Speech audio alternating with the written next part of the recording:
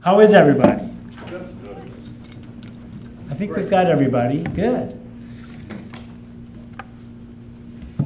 I'm Dr. Whitsett. Welcome to our Tuesday afternoon. I got this.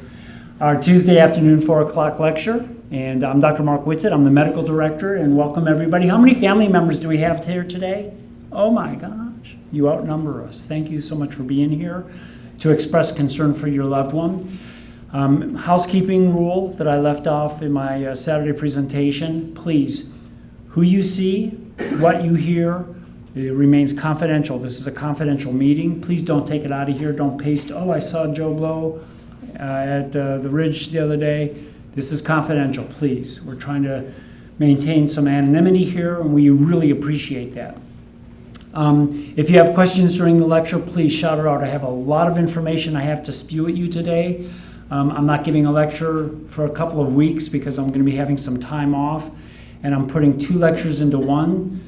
If I'm going too fast, throw the tomato, stop me, ask questions. I'm here to provide education and information for everyone to learn. But I do have a lot of information. And I have to unmute. Thank you very much. And hopefully we are on the same page. I'm trying to do my little thing here with Zoomville here. And any questions before we get going left over from Saturday for the people that were here? All right. As a background, I'm an internist. I was trained here at UC many, many years ago, last century. And I'm also board certified in addiction medicine, so I have both of those boards currently. I practiced emergency medicine for a number of years. I love addiction medicine. I love passing this on to people, trying to help people that are struggling with addiction. And so today I'm going to be providing some information a little bit about alcohol use disorder and some of the complications that we see. And before we get into the heavy part of the lecture, I like to do my light, fluffy stuff. And so let's talk a little bit about that. Weekly update. There it is. That's the forecast this week. It's got to be hotter than 94 out there. It's very humid. But I like to reminisce about the old times because it's not the hottest day by far. Look at the temperatures back in 1934. 105, 108, 108.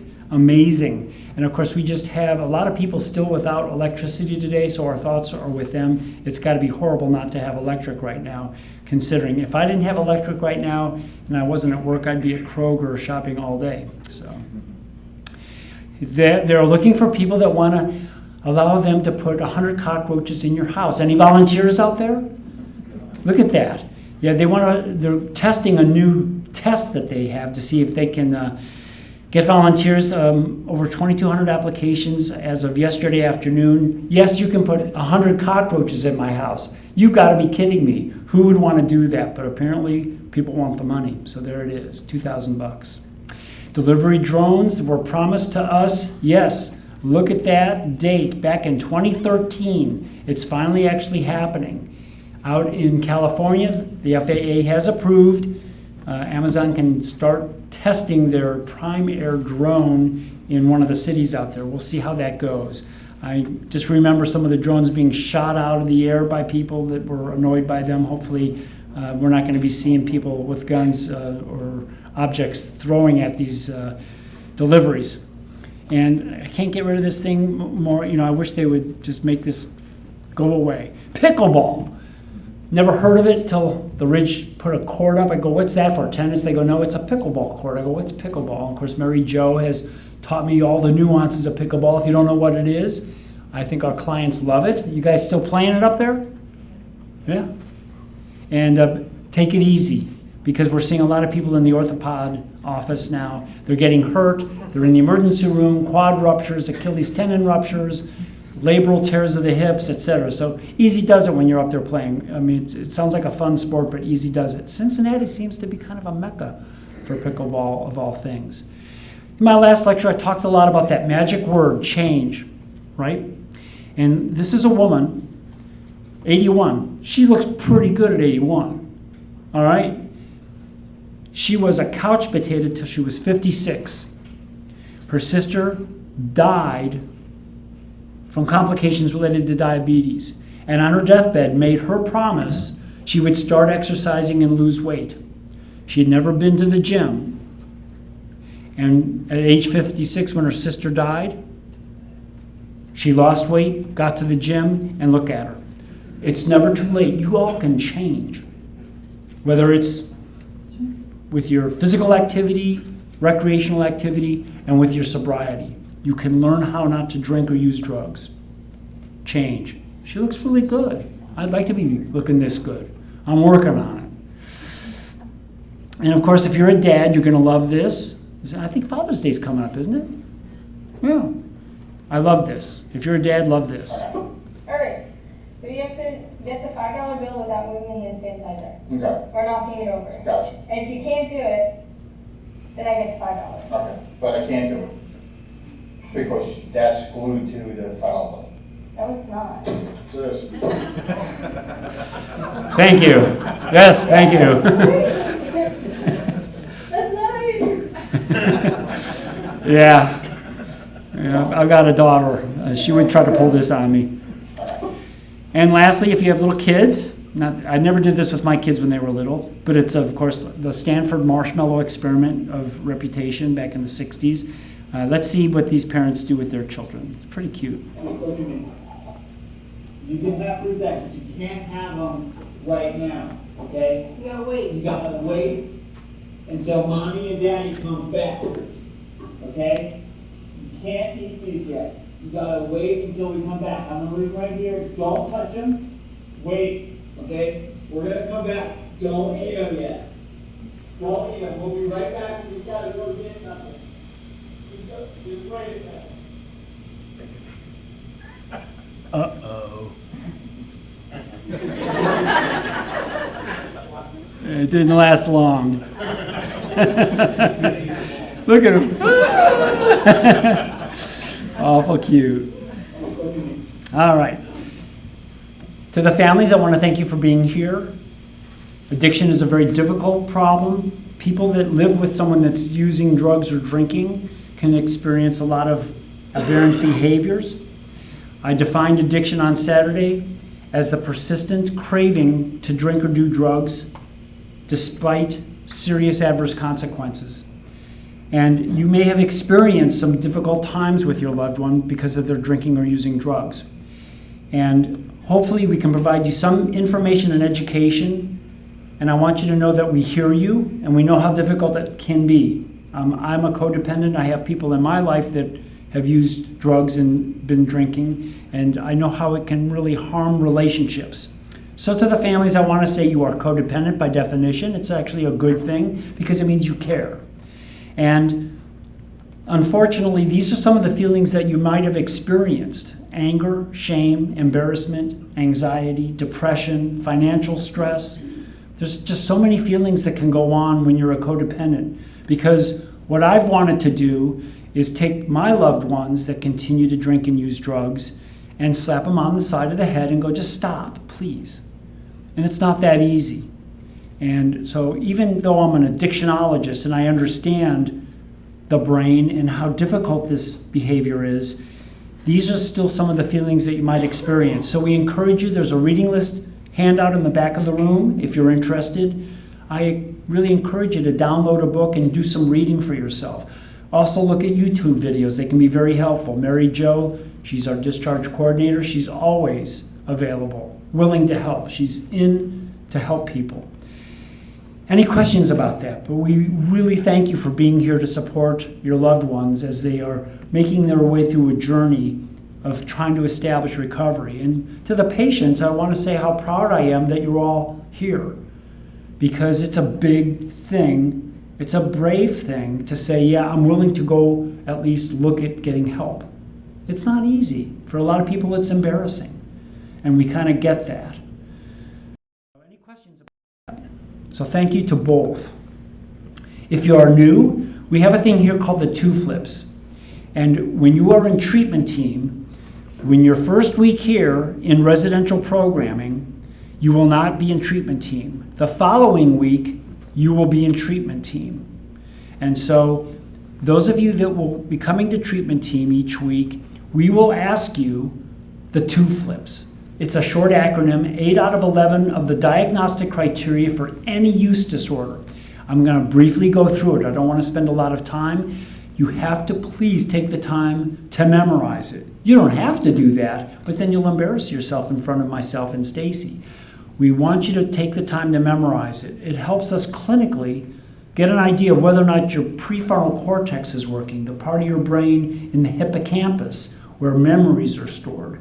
So take the time to learn this.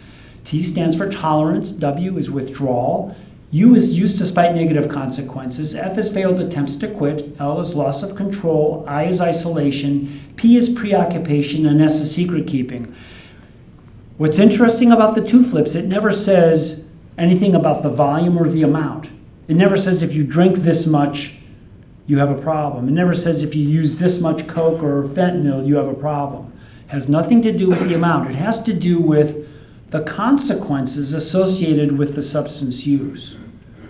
And we don't know who invented the two flips, but we think it was either a client or a worker here at the Ridge before I came here. So please take the time to learn this. I like to add BALT. HALT is hungry, angry, lonely, and tired. You'll hear that at 12-step meetings a lot. Watch out for a combination of two or more. I add B, BALT, because watch out when you leave and go home for boredom. Boredom is bad. And we don't want you to find yourself in a situation where you go home and you're not going to meetings, not working with a sponsor, and you get bored, because a lot of you spend a lot of time doing drugs and drinking before you came here, and you're going to have a lot of void, a lot of time to fill. Stay busy. Watch out for boredom. I want to talk quickly about lab testing and substance use disorders. This applies to everyone that comes into treatment. We do check for anemia, which is a low blood count. It's more common in women, especially younger women that might be in their early 20s or late teens. We look at the blood counts, and if you have anemia, we can address it. Most common, of course, is iron deficient anemia. We look at the size of your red blood cells, because an elevation of the MCV, the mean corpuscular volume, is an indication to heavy drinking. And so for people that come in and they have an elevation of this test, there's no symptoms to it. It's a clue to the doctor that you might be drinking too much. We also look for low platelet counts. We call this thrombocytopenia. And a low platelet count is, again, associated with heavy drinking. Alcohol is damaging to the bone marrow, and we're going to talk about that at the end of my lecture today, because it's one of the harmful effects of chronic heavy alcohol use. Most people have an interest in their liver tests, and we check 3 liver tests here: a GGT, an AST, and an ALT. And the most sensitive is GGT, the gamma glutamyl transferase. It's the one that goes up first and comes down last.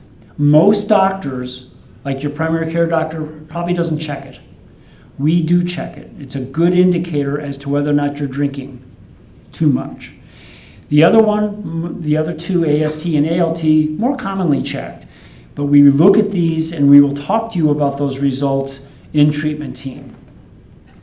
We do urine drug testing, and while you're with us up at the house, you'll be getting tested frequently. Why do we test you while you're in residential treatment? Because you have access to alcohol and drugs through family members and friends here in programming, or when you go outside to a meeting. I've had patients pick up drugs at meetings. I've had patients bring booze in from a meeting. So that's why we continue to test you while you're with us. Yes, that's a list of the common drugs that we test. We do have a test now for fentanyl. It was hard to get, but we finally have a test for fentanyl. We actually had to buy our test strips out of England for a couple of years, but now we do have it. I have not seen heroin in any patient at the Ridge in over 2 years. Not once. It is all fentanyl. If you are buying Percocet on the street, it is fentanyl. Or it's nitazene. And how many of you have heard of nitazene? Anyone heard of nitazene? Nitazene is a drug that's a fentanyl-like drug. It's actually 10 times stronger than fentanyl. And it's killing people in Ohio right now. And it cannot be detected on our test kits. And the DEA has notified us that fentanyl is still more common, but nitazene is out there now too, because chemists are busy working trying to find drugs to harm you if you're buying street drugs. So your Percocet, your Xanax is likely fake off the street. It's just a word of caution to people. We can send out confirmation drug tests. We can do gas chromatography, liquid chromatography, as well as mass spectrophotometry. It's more expensive. And the rapid test does have more false positives. And some people will say, hey, you know, I'm testing positive here for THC or something else, and I didn't use THC. I want that sent off, and we can send it off and get a confirmation test. So it's not everyone that gets that. But if there's a dispute, or if you're with a board or monitoring, this has to be done. I use a breathalyzer a lot. The breathalyzers that we use are not for legal purposes, ever. So if someone comes to an outpatient visit with me and they drove themselves and they come in and we go, smell like a beer bottle to us, have them blow on the breathalyzer and they're positive, it's not a legal test. It's a clinical test. It guides clinical recommendations for treatment. And then we have a PEF test, and we use this primarily for the courts or for monitoring with healthcare professionals, pharmacists, dentists, etc. It's a biomarker. It's a blood test. It'll detect drinking up to 3, even up to 4 weeks. So beware, if you're being monitored by a court, child custody, divorce, or by a board for any reason, this test can be pulled on you. And if you go on vacation, you're being monitored by the medical board, the pharmacy board, the dental board, it's almost a guarantee when you come back from that 3-week vacation in Belize, they're going to get a PEF test on you. Were you drinking on your vacation down in Belize? Nah. Why would I do that?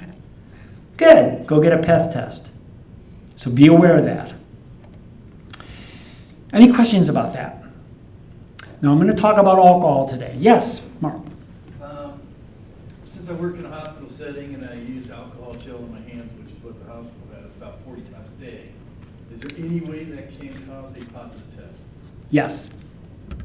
It's of concern, and I recommend that you have a conversation with OPHP, the monitoring organization, so that you can ferret out some of the details of that. It is of concern. Same with poppy seeds. You will be, with healthcare professionals, they're very strict about the monitoring program, and we tell them that they cannot eat any poppy seeds. I love poppy seed bagels.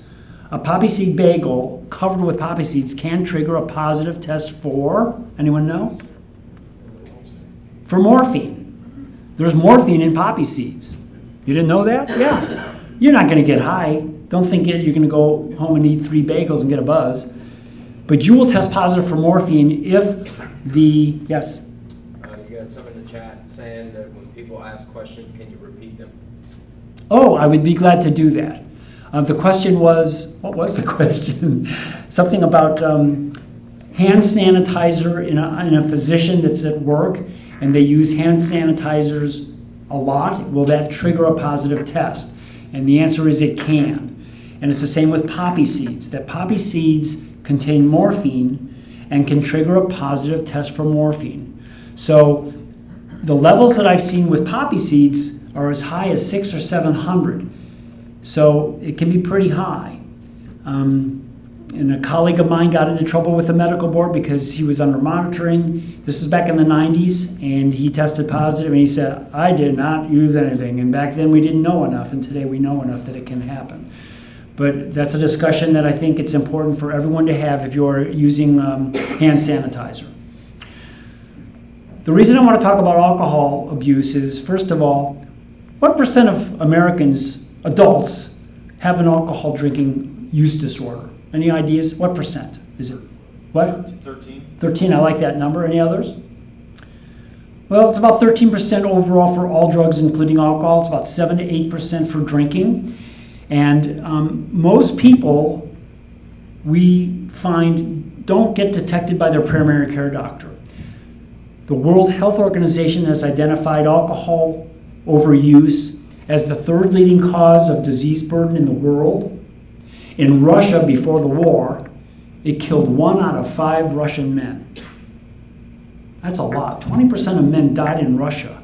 I can't give statistics since the war. It's all off there. But that's a lot. And here in the United States, when we look at alcohol overuse, 35 to 40% of patients in a critical care unit, trauma unit, or burn unit are there because of behaviors associated with drinking. It can be a car accident. It can be someone throwing gasoline on a bonfire. You know, who does that? Somebody drunk. When we look at a primary care practice, it's the leading cause of preventable hypertension.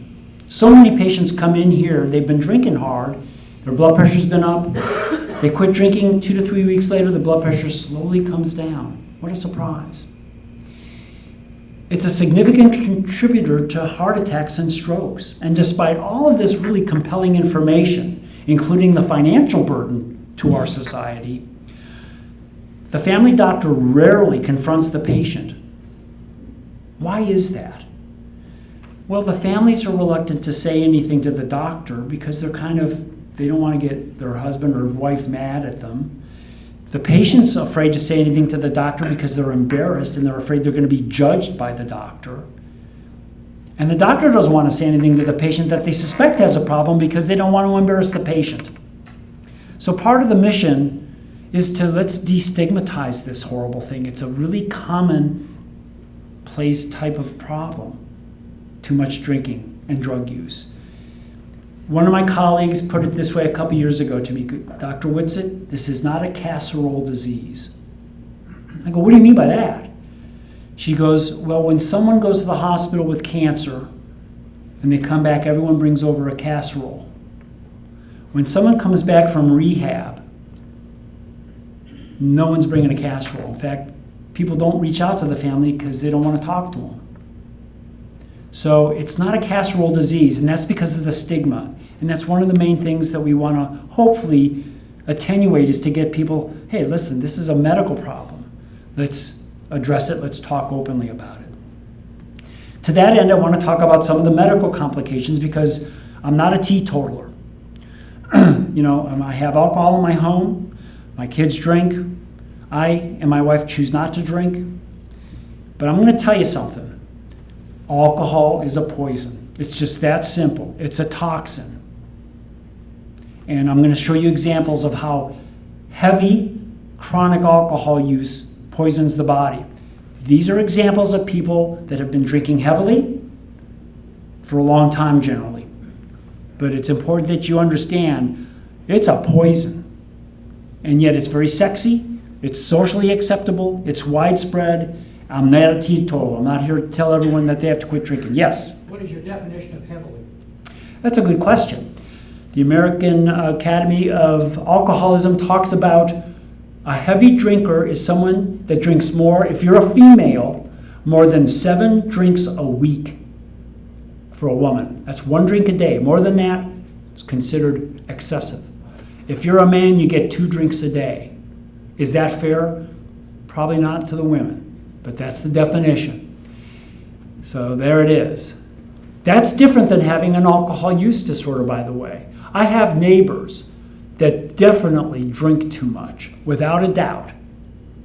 Do they have an alcohol use disorder? I don't know. They might. I know that sometimes they're drunk on Tuesday night. It's a Tuesday night. Who gets drunk on a Tuesday night? Who has 6 or 7 beers on a Tuesday night? I don't know. Those are heavy drinkers. And binge drinking is a real problem right now. We have a lot of people binge drinking. And the question was, I just remembered, the question was, what is the definition of heavy drinking for those of you at home? Sorry about that. Thinking about you. Does that help you? Yeah.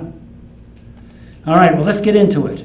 We all know what alcohol is. It's in our hand sanitizer. I think by definition it has to be 70% ethanol to be a hand sanitizer. Used to use it to slow down labor, not anymore. It's still used as a poisoning antidote for methanol poisoning. It's in a lot of our pharmaceuticals.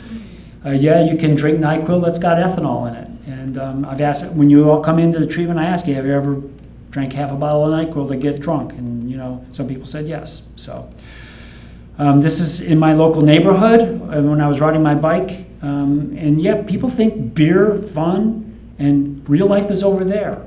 That's the kind of the general culture that we live in today, is you can't have fun unless you're drunk, or drinking at least.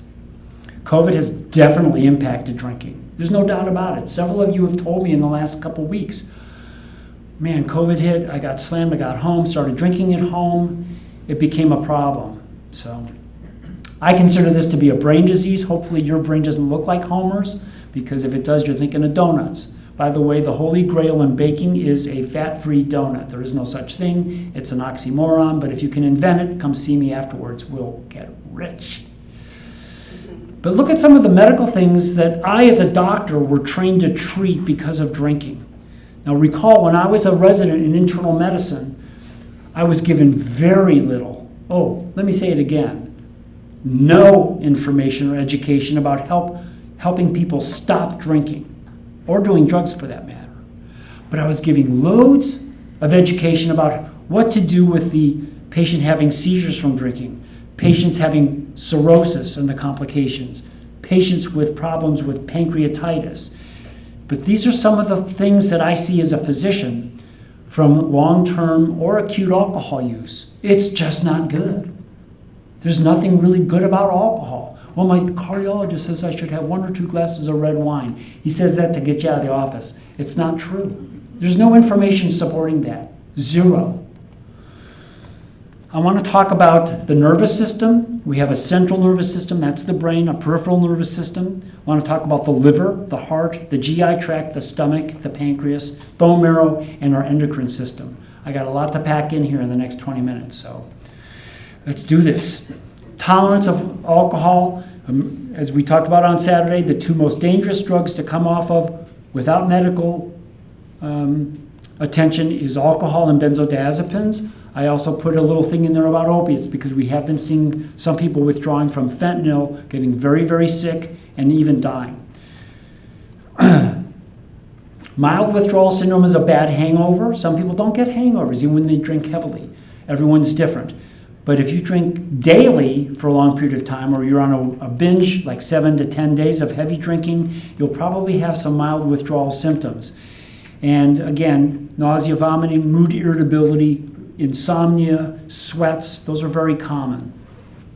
Severe alcohol withdrawal is termed delirium tremens, DTs. This is much more serious. In very severe cases, they have to be hospitalized, they have to be in an ICU. We screen out those types of patients and refer them to a hospital. We don't want someone to get this sick up at our facility. We are a community-based medical management facility, and people can get very, very sick. They can die from this. And the things that we see are hallucinations. They have to be intubated. They're sedated. They're very sick. The withdrawal process generally starts within 24 hours. Sometimes earlier, I've had patients have seizures within 12 hours after their last drink. Generally, though, the peak is 24 to 36 hours after their last drink, and we monitor you closely for that first 3 or 4 days. Sedatives, hydration in the banana bag. The banana bag is that yellow IV bag, and it has thiamine, vitamin B1 in it, because it is a very essential coenzyme factor, because the brain utilizes sugar as its energy source. And thiamine is necessary for our brain and our nervous system to function well. And people that drink heavily can sometimes present thiamine deficient. We'll talk a little bit more about that. This is an alcohol withdrawal seizure. My father lived in England for a number of years. This is over in England. It has a couple of naughty words. I apologize. If you're very young, then ignore them, please. If you like the Doobie Brothers, they're playing in the background for you. But this is a gentleman that's actually drinking, but he has a rum fit. A rum fit is generally considered to be an isolated seizure with a lowering of the blood alcohol level in someone that drinks heavily all the time.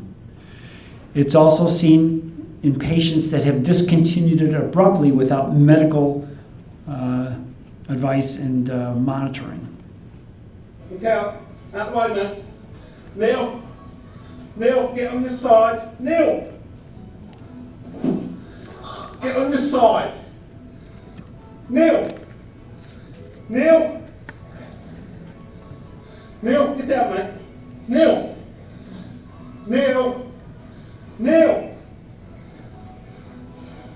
Neil. You can hear the urgency in his voice, and the good thing is Neil is breathing. He has an airway. Fucking nightmare. Neil. And you'll notice shortly that he's drooling because he's having a seizure Neil. and he can't swallow his saliva. Neil. Neil, come on. Neil. And that's called trismus, when his jaw moves back and forth, Neil. which is why we never put our digits into their mouth. Neil. That's a cough reflex. That's a good thing, actually. It means they're coming out of the seizure. Come on. You alright? Get on your back. He's clearing his airway from the secretions that were going down into his trachea. You alright? Stay down. Don't try and move. And that's no different than any grand mal seizure. Now, people that have a rum fit, that's the old vernacular, still need to be evaluated. They need to have a good neurological assessment. They need to be transported.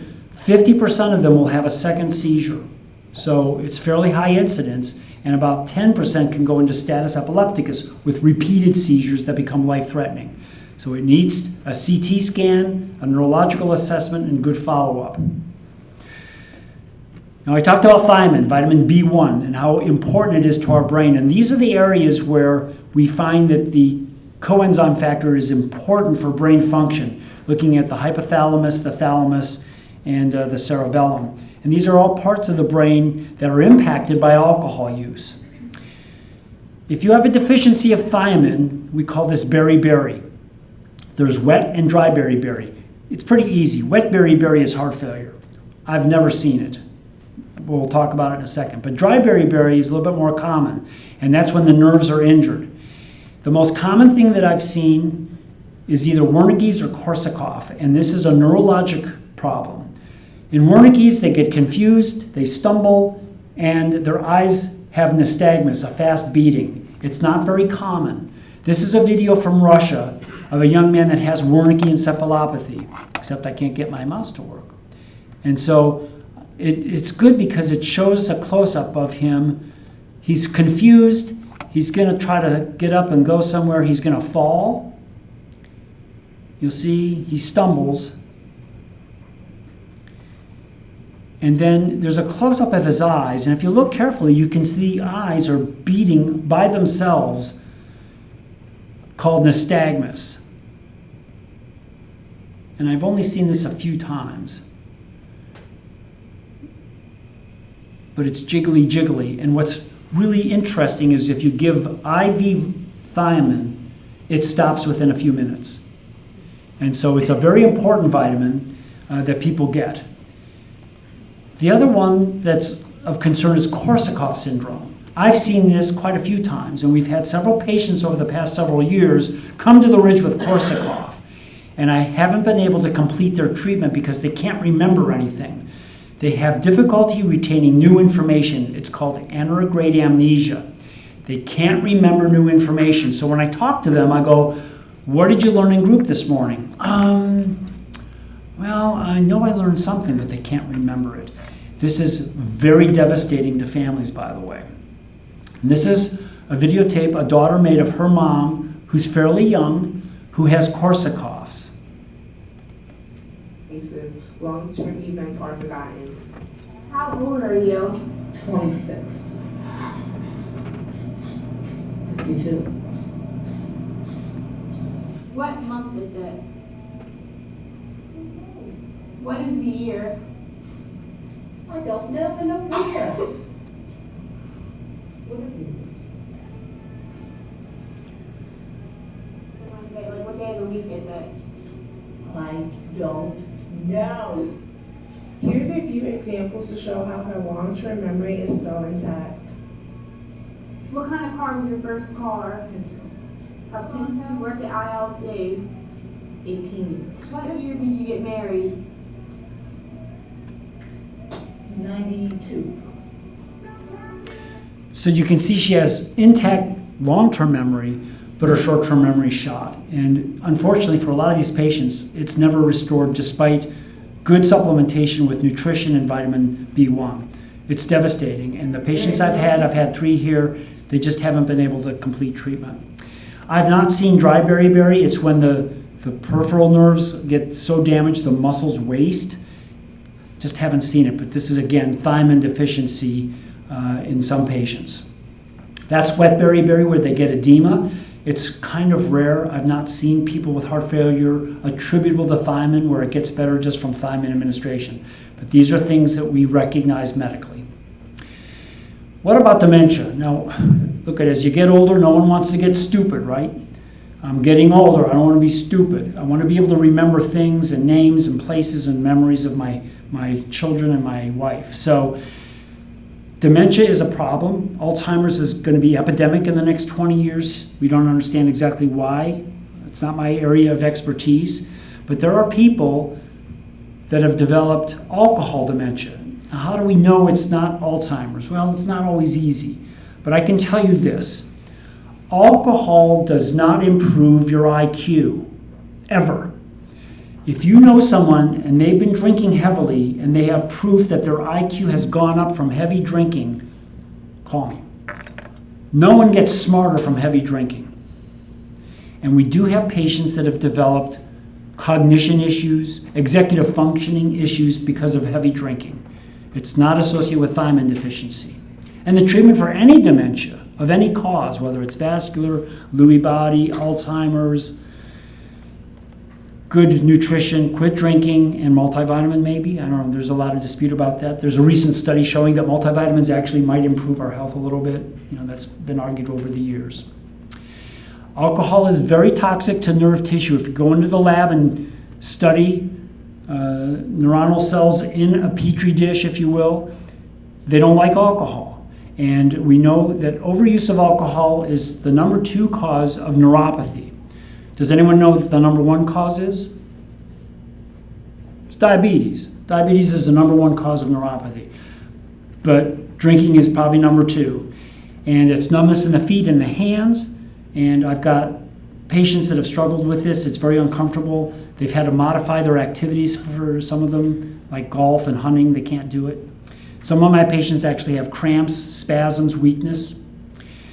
Some have incontinence. It's rare. And a lot of my gentlemen present with the droopy droop syndrome. That's not cool. And you don't want to have that when you're in your 40s or 50s, attributable to heavy drinking. The next part of the brain I want to talk about is in the back of the brain, called the cerebellum. The cerebellum has many more brain cells than your cerebral cortex. It's a complex, important organ, and alcohol hits it. On the right, you'll see a normal MRI of a cerebellum. On the left, you'll see one that's been impacted by long-term use of alcohol. It's shrunken down. On the left, you'll see all those little dark spaces around that organ. So let's talk to a pathologist and see what he has to say about cerebellar atrophy. Now, I want to show you the cerebellum from what is likely a normal brain in order to compare with this specimen that we have in front of us. So here we have a cerebellum from an individual who died without neurological complication.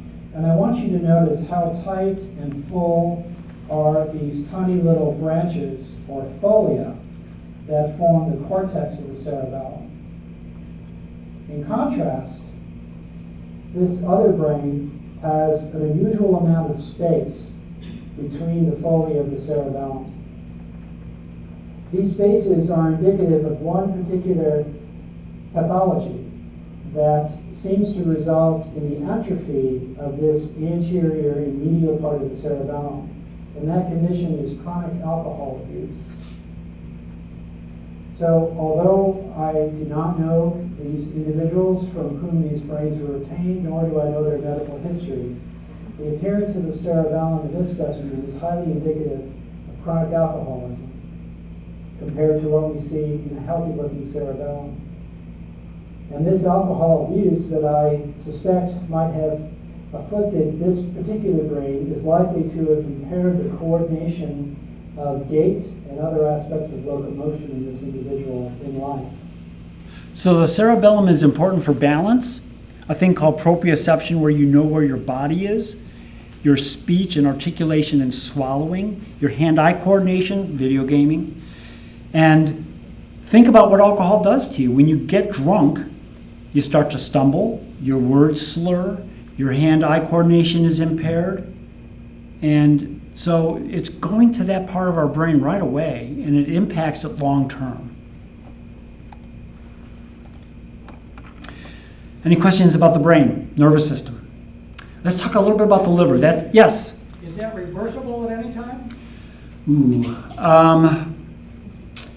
When it becomes clinically manifest, it can be at least halted.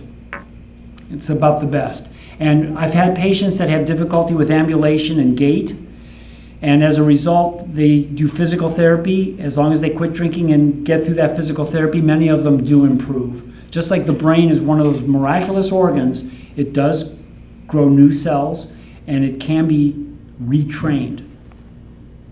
But the damage is done. Once the damage is done, it's going to be permanent. It's a matter of, trying to make yourself as best as you can do. Yes? With the seizures, can you get to the point where if you are not withdrawing from alcohol that you start having seizures? It's an unknown because every patient has a different seizure threshold. The question is, can you get to a point when you're coming off of alcohol that you won't have seizures?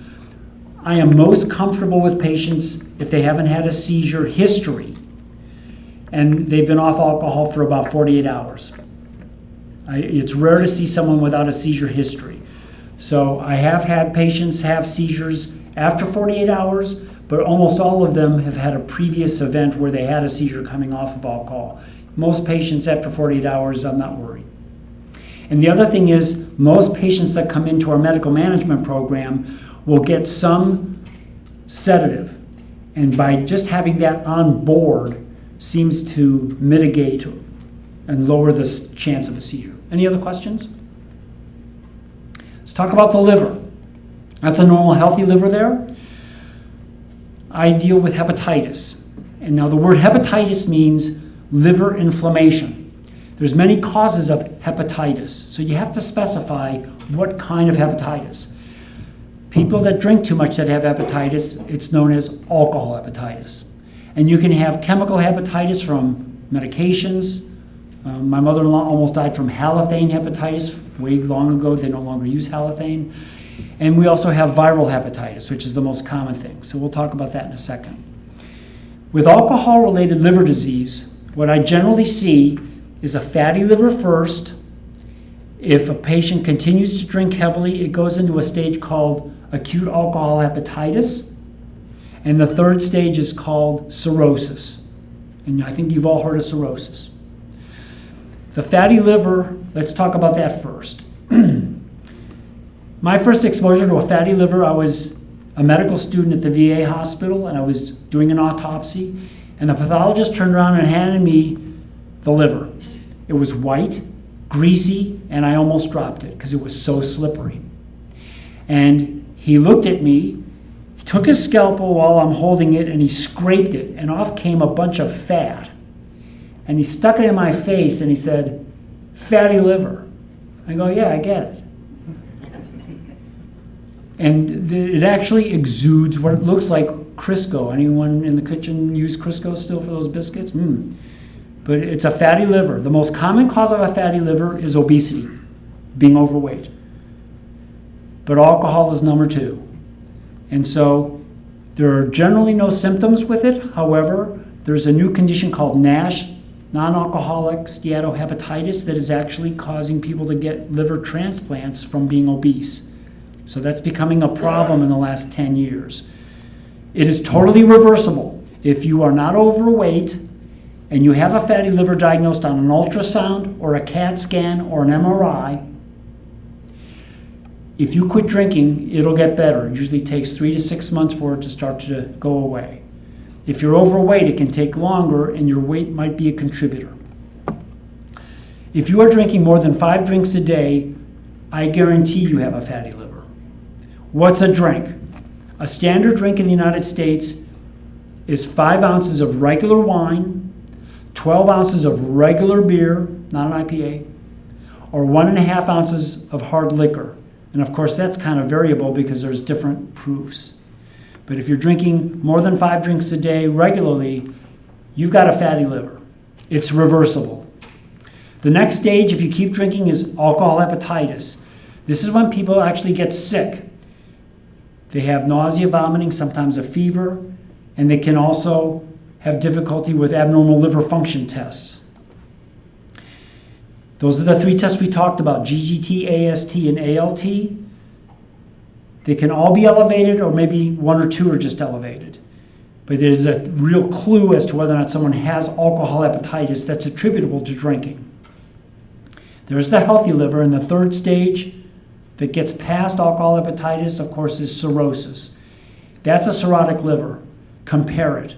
See how gnarly it looks. See how tough it looks. If you take a fatty liver, it's different. It's supple and greasy. This is dry, hard, shriveled up. It's like a piece of hard rubber when you examine it. And it's dead. Cirrhosis means scar tissue. It is full of scar tissue. No reversing that. Once you have cirrhosis, it's permanent. The good news is, of course, the liver is very resilient. And even if you're diagnosed with cirrhosis, if you quit drinking, eat well, and be patient, new liver cells, hepatocytes, can develop, and you can recover liver function. And there was a doctor here a couple years ago that had end-stage failure. He was put on the transplant list. He had all of the findings of end-stage liver. And a year after he came here with good nutrition and not drinking, he healed, and he got off that transplant list, and I was in contact with him a week ago, and he's still sober, and it's been 6 years. So, yeah, I've seen it, miracles. It is the most advanced type of liver injury from alcohol, and maybe 20%, 15 to 20% of heavy drinkers, long-term heavy drinkers, will develop cirrhosis. What's fascinating to me as a physician is how some people can drink very heavily and not get liver disease. And someone right next to them can drink the same amount for the same length of time and their liver is dying. And I have actually seen this in my patients where I compare them. Some people are genetically very vulnerable to the hepatic damaging effects of alcohol. I don't have a screening test for that, and I don't know why it is. But some people can drink a lot and their liver is normal. It's variable. It's individualized. That is not jaundiced.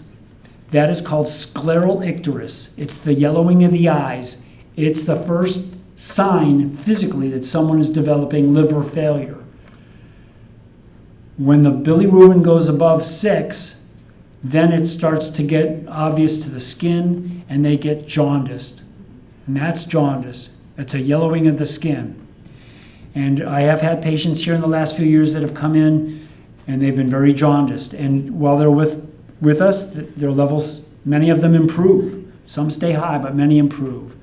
It just means that the liver is sick, unable to metabolize bilirubin.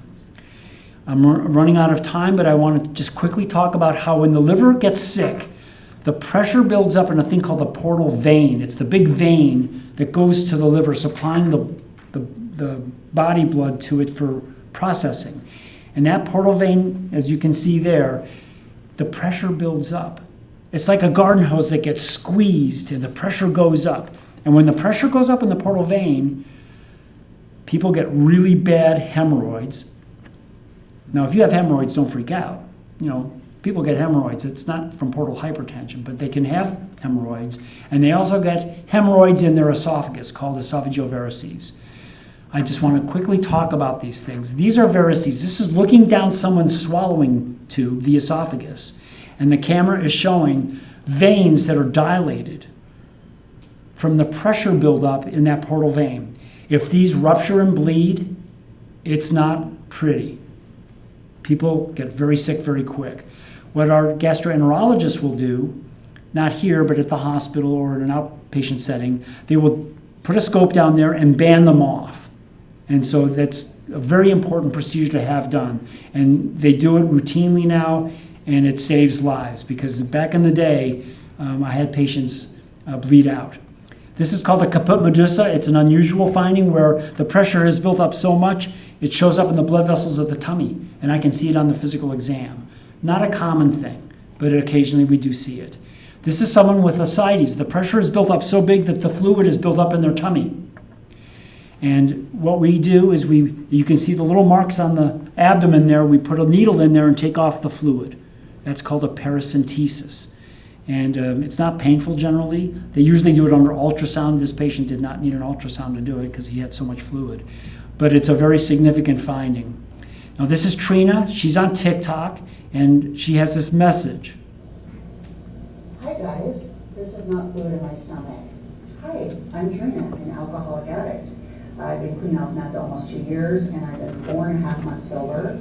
I did not listen to my specialist when he told me to stop drinking, or I have huge liver problems, and here we are. I got a report yesterday that is not good. I just wanted to show you guys. You can kind of see the outline, my liver going down, coming around over to my spleen. It's squishing my stomach, so when I try to eat or drink anything, it's super uncomfortable. If you're questioning whether you should stop drinking, or you think that shit like this can never happen to you, it can. I'm just balls out here showing you, because this is the reality of addiction and alcoholism, and I hope if you're questioning to stop or not, that you definitely will. And that was taken some time ago. She's doing very well now. She's still sober, but her drug of choice was meth. And so it's always a message to people that like coke, fentanyl, methamphetamine, or other medications that they might abuse, that cross-addiction to alcohol is very common. So be aware of that. If you're doing other drugs, well, I don't like drinking, you might learn to like it. Be aware of that. Cross-addiction is very real. This is someone that had everything. He had the caput medusa, he had the ascites, and was very, very ill. Occasionally, my patients also present with a hepatitis B or hepatitis C. The great news about hepatitis C is it can be treated. We can cure hepatitis C. So if you're diagnosed with hepatitis C, it's not a freak out moment. We have great antibiotics today. I've seen patients cured in 8 weeks, 2 pills a day for 8 weeks, they're cured. It's really remarkable.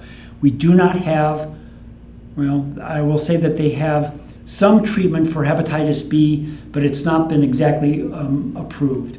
Hepatitis B has a vaccine. There's no vaccine for hepatitis C. So these again are the manifestations that we see. This is a male, obviously, but these are some of the physical findings that I'll see on examination of the long-term use of alcohol. And one of the comments I want to make, because I'm out of time, is that it causes feminization. Men develop small breasts. Their testicles shrink down because they have elevated levels of estrogen. The testosterone is lowered. So, yeah, we actually see feminization in men that drink heavily for a long period of time. Occasionally, patients get confused, and it's a thing called encephalopathy that's elevated with ammonia levels. And we treat that with lactulose, a medication to absorb some of the toxins out of the bowel, and some antibiotics that we use too. Pancreatitis is remarkable. We see patients that I've seen some young patients in the last couple of years come into the Ridge with life-threatening pancreatitis. And I will say this is a comment. The patients that have come in were drinking liquor. I've not seen this with beer. There's no medical documentation to support that comment. I'm just telling you, these young men were drinking, they never got real drunk, but they were drinking whiskeys or bourbons, dark whiskeys and bourbons, for like 3 or 4 years heavily, maybe 3 to 4, maybe 5 a day, every day, as part of the cool culture. And then they show up with pancreatitis. So it's just a shout out to people. About 70% of all cases are related to drinking. I have a friend that has pancreatitis. He's never had alcohol, so some people get it without drinking. Yeah, I wanted to just say there, occasionally we see patients that develop diabetes because of deficiency from pancreatic injury. So yeah, we see people with long-term alcohol use can cause diabetes and pancreatic type of cancer. So it's a real thing. I'm out of time, I apologize. I'm gonna kind of jump to the end here because I have a lot of information I'd like to be able to share with you, but I'm out of time and I don't want to keep people here forever and ever. So I just want to sum it up by saying a few things. Yeah, bad choices. You know, some people do really stupid things intoxicated. Sometimes they don't remember it. I mean, I have a patient that's spending, I think, 9 years in prison. He doesn't even remember the drunk driving accident that killed somebody. So people do stupid things. And yeah, I have some family members that actually got pregnant when they were younger, intoxicated. I had a patient a few years ago here at the Ridge that got HIV at a bar from a guy she met, and he was too handsome to pass up, and she didn't know it, but he had HIV and he got it, didn't use protection. So people make bad choices when they're drinking, and it's just something that we all know. If there's a wrong way driver going down the road, it's almost always someone intoxicated on alcohol. So these are the things I talked about today. I didn't talk too much about the bone marrow, some of the hormones and cancer. It's certainly a cancer-causing agent. They've debated putting cancer warnings on alcoholic beverages. It's not going to happen probably, but it is a cancer-causing drug. Alcohol causes cancer. And my daughter, who's 27, was shocked to hear that. She goes, really? Alcohol causes cancer? I go, yeah. We see a lot of people with liver cancer. It's associated, the number one cancer associated with heavy drinking is colon cancer, bowel cancer. So yeah, it's a cancer-causing, inducing type of agent too for people that use heavily. So I applaud you for listening to me, even though I've talked too much. I'm big on change. When you leave us, some of you are going to be leaving in the next 10 days or so. Please make those changes for yourself. Make a commitment to do things. Don't sit there and think I'm going to go to a meeting. Go to a meeting. Don't sit and think I'm going to call a sponsor. Call your sponsor. Get involved with fun things. Follow your hobbies. Do things again. Action. I love change and I love action. There's no shame here, please. We're not here to shame anybody for what they've done, their behavior. There's some things that have occurred that are very hard for people, but we're not here to shame you. We're here to support you. Honesty is good. Change is the name of the game. Any questions about anything I've covered? I covered a lot of territory so fast. I just jammed 1.5 lectures into one.